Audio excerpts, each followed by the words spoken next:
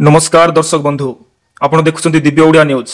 एई channel को आपण जदि नुआ करे आस्तिले चैनल को लाइक शेयर एवं सब्सक्राइब करी पाखरे आस्तिबा बेल बटन को मध्ये ऑन करि दियंतु जहा फल रे नुआ अपडेट आपण सर्वप्रथमे पाई परिबे। आसंतु आजिरो मुख्य खबर उपर नजर पखाइबा।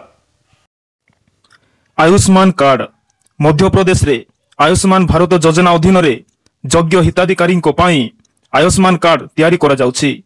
लोके आयुष्मान कार्ड आवेदन करिबा आरंभ करि दैछन्ति। वर्तमान लोक माने निज एंड्रॉइड फोन साहाय्य रे आयुष्मान कार्ड तैयारी करि परिबे, जेउथि पई सरकारन को द्वारा एथि पई संपूर्ण व्यवस्था करा जायछि।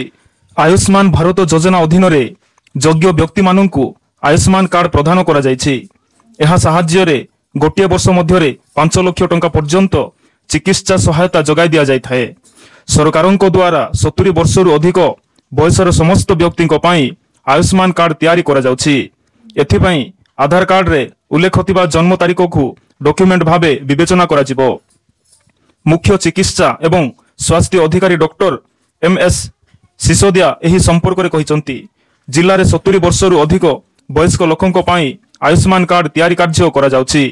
आयुष्मान कार्ड तैयारी करिबा पई सहरांचलर समस्त वार्ड ग्राम पंचायत एवं समस्त हॉस्पिटल एवं संजीवनी केंद्र सहित जोगाजोग करा जाय पारिबो। पंचायत सचिव, ग्राम रोजगार सहायक, आशाकर्मी, स्वास्थ्यकर्मी, एनएम एवं सीएचओ आयुष्मान कार्ड तैयारी करिबारे सहाय्य करिवे। घरे बसी आयुष्मान कार्ड तैयारी करिबार सुविधा मध्य रहिछि। एथिपई आपणंकु केवल एक एंड्रॉइड फोन आवश्यक रहिछि। आपणंक फोन रे आयुष्मान ऐप डाउनलोड करंतु। एथिरे निर्धारित विवरणी प्रवेश करंतु।